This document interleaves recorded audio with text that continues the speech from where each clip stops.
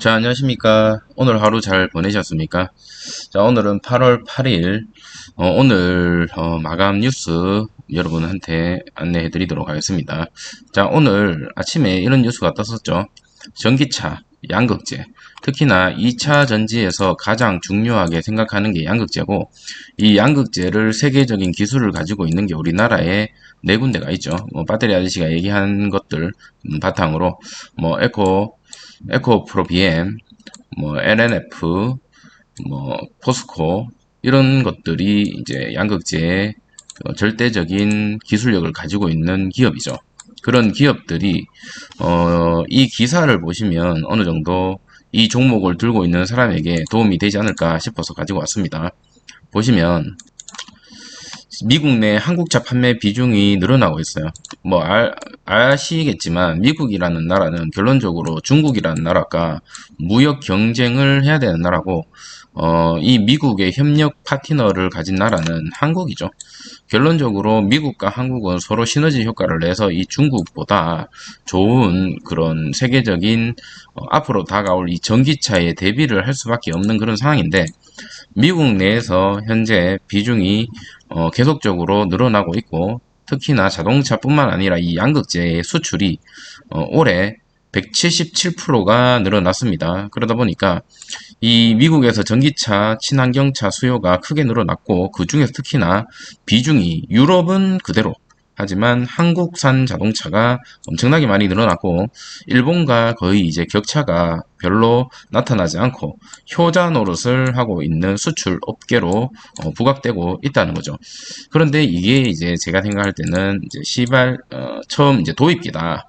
도입기의 어떤 그런 모습을 보여주고 있기 때문에 2차 전지주가 현재 좀 조정을 좀 받고 있죠. 특히나 지금 뒤에 초전도체주 관련해서 얘기를 할 건데 그런 것들의 영향은 또 좀 받고 있지만 장막판에 악재 뉴스가 뜨면서 초전도체들이 다 흘러내렸습니다.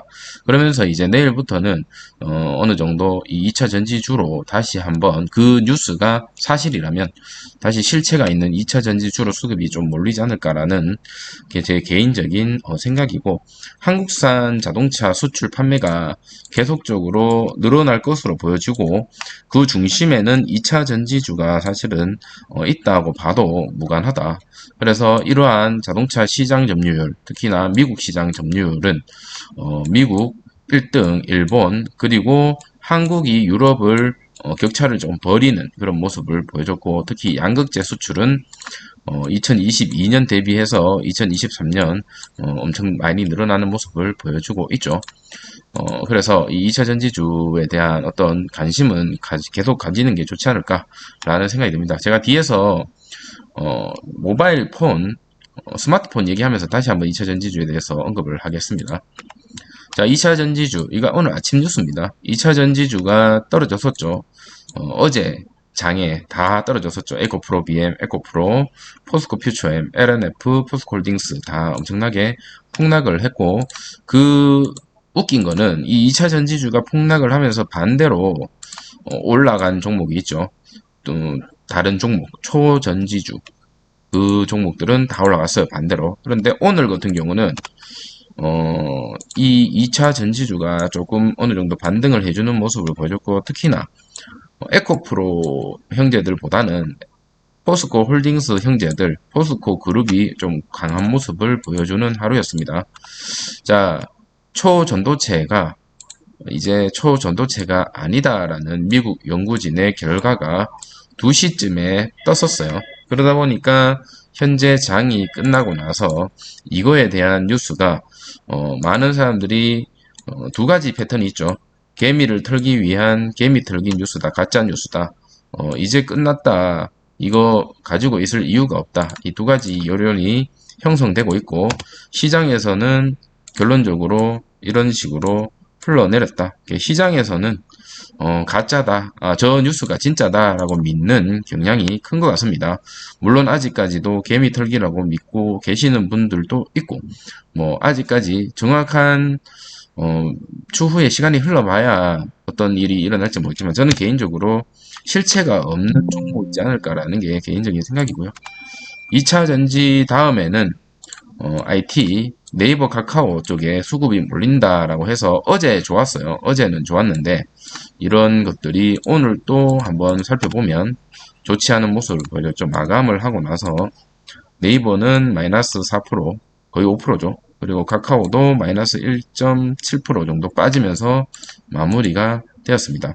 그래서 아침 뉴스에 제가 아침에 뉴스를 보여드리진 않았지만 지금 아침에 나와 있는 뉴스와 그리고 어느 정도 장이 마감하고 나서는 좀 다른 모습을 보여주고 있다. 그래서 뉴스는 참고만 하되 여러분께서 그 뉴스를 보고 달려들고 그 당일날 거래를 하고 그런 것들은 아니다. 뉴스는 참고를 하면서 어느 정도 장기적인 관점으로 접근할 필요가 있지 않을까라는 게 제 개인적인 생각이고요. 자, 그리고 미국 국채가 올라가고 있어요. 이 10년물 국채가 현재 14년 만에 최고점으로 올라가고 있고 10년물 금리가 급등함으로써 이 금리가 올라가면 앞으로 이 국채가 많이 풀리면 풀릴수록 결론적으로 이렇게 금리는 올라갑니다. 쉽게 얘기해서 여러분들의 대출 금리, 부동산 대출 금리 이런 것들이 올라갈 수밖에 없다. 그리고 현재 미국 국채 금리 급등에 인해서 시장에서는 고금리가 장기화되나라는 어떤 그런 불안함이 조성이 되고 있고 미국 장기 국채 금리 상승 배경으로는 미국 경제 호조의 장기채가 매력이 떨어졌다. 10년 동안 이걸 들고 있을 필요가 없다는 거죠. 왜냐하면 미국 경제가 좋아질 것으로 보이기 때문에. 그러면 금리는 이게 아이러니하게 국채에 대한 어떤 그 수요가 많이 풀려버리면 금리는 또 오르게 됩니다. 그래서 이 채권과 금리는 서로 그런 상반적인 역할을 하고 있다라는 거 여러분께서 또 알고 계시면 좋을 것 같고 미국 시중 금리 상승에 미국 국채 매각 그리고 3분기 미국 장기 국채 발행량, 이 발행량이 증가를 했기 때문에 금리는 오를 것으로, 왜냐하면 국채 가격이 떨어지니까 이 국채 가격과 금리는 서로 반대죠. 반대의 방향으로 간다고 보시면 돼요. 그래서 국채 가격이 올라가면 금리는 떨어지고 반대로 국채 가격이 떨어지면 금리는 올라간다. 그래서 이 발행량이 증가하면 국채 가격은 떨어지니까 금리는 올라간다. 이렇게 생각을 하시면 되고 지금 대출이 동반 상승할 것으로 예상한다라는 뉴스 기사도 떴어요. 주담대 최고 연 6% 돌파할 것으로 예상이 된다. 라고 뉴스가 떴기 때문에 이런 것들 최근에 마통이나 어떤 신용대출로 주식 투자를 하는 어떤 그런 기류가 많이 보이고 있다. 조심해야 되는 시점이지 않을까라는 게 제 개인적인 생각입니다.